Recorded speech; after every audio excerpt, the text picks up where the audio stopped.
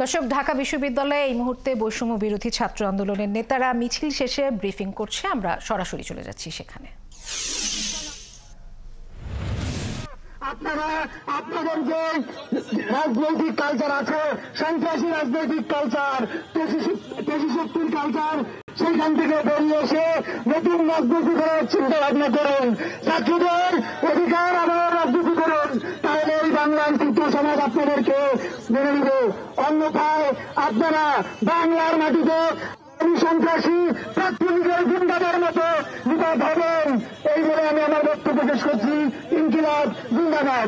সংগ্রামী বন্ধুগণ, আমরা দেখেছি 15 জুলাই যেভাবে ছাত্রলীগ আমাদের ক্যাম্পাসে আক্রমণ করেছে, শিক্ষার্থীদের উপর আক্রমণ করেছে। আপনারা আবার শিক্ষার্থীদের সাথে পাল্টাপাল্টি কর্মসূচিতে চলে গিয়েছেন।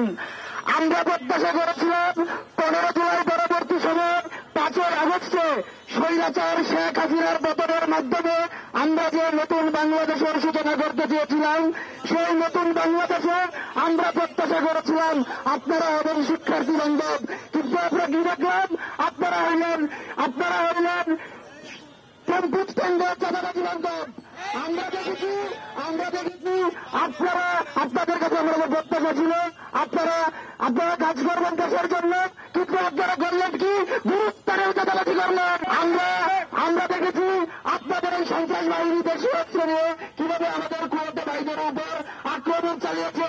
আমরা ঢাকা বিশ্ববিদ্যালয় সহ দেশের সর্বস্তরের শিক্ষার্থীদের পক্ষ থেকে এর তীব্র নিন্দা প্রতিবাদ জানাচ্ছি। আপনাদেরকে হুঁশিয়ার করে দিতে চাই, আমরা যেভাবে ছাত্রলীগকে এই ক্যাম্প থেকে সারা বাংলাদেশ থেকে পিটিয়ে বের করে দিয়েছি, যাদের সারা বাংলাদেশের কোথাও দাঁড়াবার জায়গা নেই। আপনাদের এই করুণ পরিণতি না চাইলে আপনারা এখন নিজেদেরকে শুধরে নিন।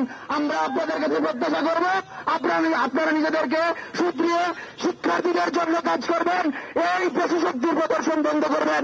ইনকিলাব জিন্দাবাদ। দর্শক, কুয়েট শিক্ষার্থীদের 2 গ্রুপের মধ্যে সংঘর্ষের ঘটনায় ঢাকা বিশ্ববিদ্যালয়ে বিক্ষোভ মিছিল শেষে বক্তব্য রাখছিলেন বৈষম্য বিরোধী ছাত্র আন্দোলনের নেতারা।